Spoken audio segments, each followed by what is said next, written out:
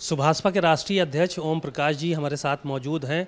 उनसे कई मुद्दे हैं जिस पर हम बात करेंगे। सर, कल इटावा में जो घटना हुई, कथा करने गया एक व्यक्ति यादव समाज का था, उसको वो कथा करके जब उठा तो उसके ऊपर जो है वो लोगों ने हमला किया, मारपीट की, उसका मुंडन किया, उसके ऊपर पेशाब छिड़का। जो ये घटना हुई है, इसको कैसे देखते हैं? देखिए, ऐसी घटना की हम निंदा करते हैं और जिन लोगों ने किया उनके खिलाफ कार्रवाई होनी चाहिए। पहली बात कि इस तरह का कृत्य समाज में विसंगति पैदा करता है। अगर गुण है तो डॉक्टर किसी भी समाज का, किसी धर्म का हो सकता है। शिक्षा अगर है तो शिक्षा कोई भी, किसी भी धर्म के लोग ले सकते हैं।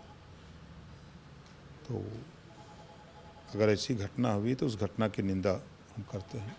अरेस्टिंग भी हो गई है उन लोगों पर, एफआईआर भी हुई है, लेकिन कहीं ना कहीं ये जो समाज में वैमनस्यता फैल रही है इस तरह की, इसके पीछे किसको जिम्मेदार मानते हैं?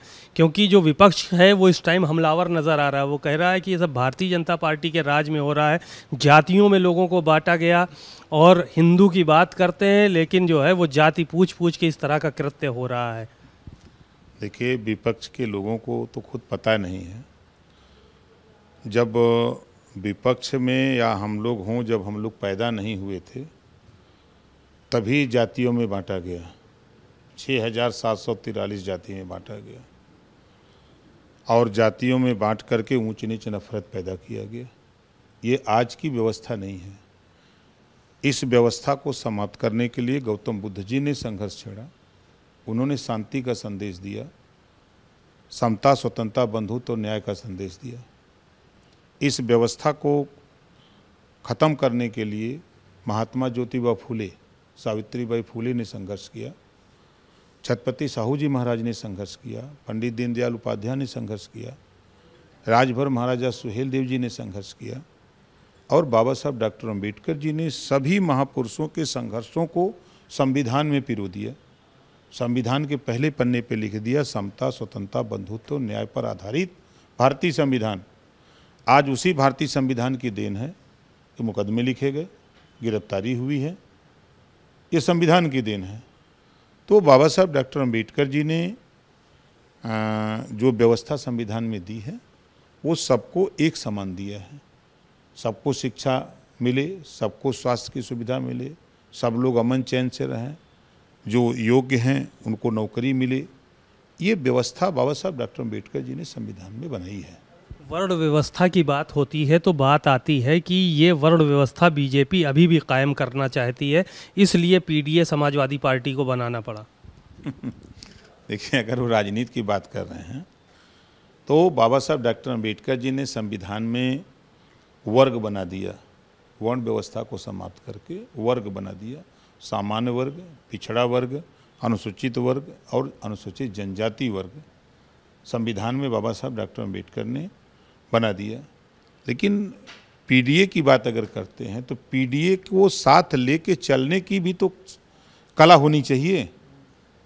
खाली बस नाम पीडीए का लेना और काम, जब पावर आपके पास था, सत्ताएं आपके पास थी, तो आपने क्या किया? आपको चाहिए था, आप नकल मारते मायावती जी से, तो मायावती जी ने तो अनुसूचित वर्ग और जनजाति वर्ग के लिए 22.5% ठेकेदारी में रिजर्वेशन दे दिया था। और आप 5 साल खुद मुख्यमंत्री थे, पीडीए चिल्लाने वाले नेता अखिलेश जी। इनको नहीं अकल आई कि हम भी 27% रिजर्वेशन दे करके हम भी इस पीडीए के लोगों को ताकत पैदा करें, इनको मजबूत बनाएं। जब इनको, अगर ये पढ़ते गौतम बुद्ध जी को या महात्मा ज्योतिबा फूले को पढ़ते तब न, खाली पीडीए चिल्ला रहे हैं। शिक्षा के सवाल पे मायावती जी ने तो schedule caste, schedule tribes ISPCS coaching centre खोला सत्ता में रहते हुए। आपने क्या किया? आपने कई गो ISPCS पिछड़ों के लिए खोला? अगर पीडीए की बात करते हो तो किसके लिए खोला? एक भी बता दें कि हमने खोला है। नकल मारते मायावती जी से, कहते हो कि मायावती जी खराब है। मायावती जी बहुत अच्छा है आपसे, उन्होंने कम से कम कौम के लिए तो खोला तो सही। आपने क्या किया? आप अगर सत्ता में थे, कहते हो पैसे की कमी, आज पैसा वही पैसा मुख्यमंत्री योगी आदित्यनाथ जी हैं, वही धन है, वही जो पैसा शेयर है, उसी पैसे से आज आप देखिए गरीब बच्चों के लिए अटल आवासीय विद्यालय बना, जो श्रमिक के बच्चे हैं जो नहीं पढ़ पाते हैं, आवासीय बना करके उनको पढ़ाने की कवायद हो रही है।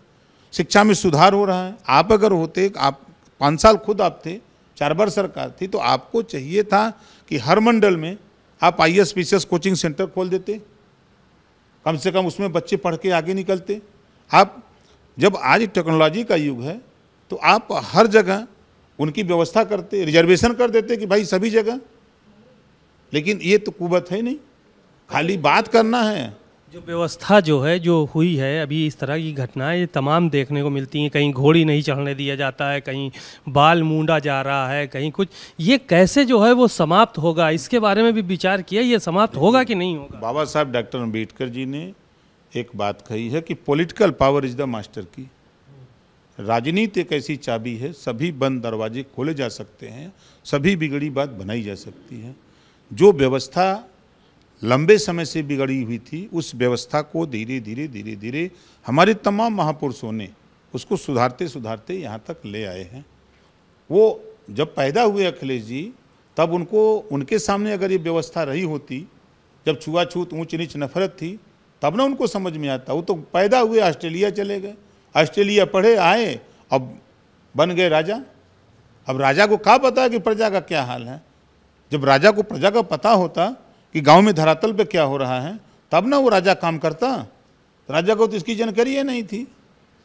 अखिलेश यादव ने कल अपने 3 विधायकों को भी पार्टी से निकाला है, और 1 साल बाद निकाला गया, क्रॉस वोटिंग के बाद। कि कौन नई बात किए हैं, वो तो खुदा निकल गए थे। तो नया काम थोड़ा कर रहे हैं। 4 बचे हैं अभी जिन्होंने क्रॉस वोटिंग की, तो उनको नहीं निकाला, इन्हीं 3 को निकाला। इसके पीछे क्या वजह आप मानते हैं? बारी बारी वो संदेश देते हैं कि देखो भाई, हम ऐसे लोगों को निकाल रहे हैं, तो बारी बारी संदेश दे रहे हैं। अभी आगे फिर देखिएगा, इसी तरह फिर निकालेंगे। बहुत बहुत आपने ओम प्रकाश राजभर जी को सुना, बहुत सारी बातें उन्होंने कही। कैमरामैन श्रवण कुमार वर्मा के साथ सीमा नकवी, भारत समाचार, लखनऊ।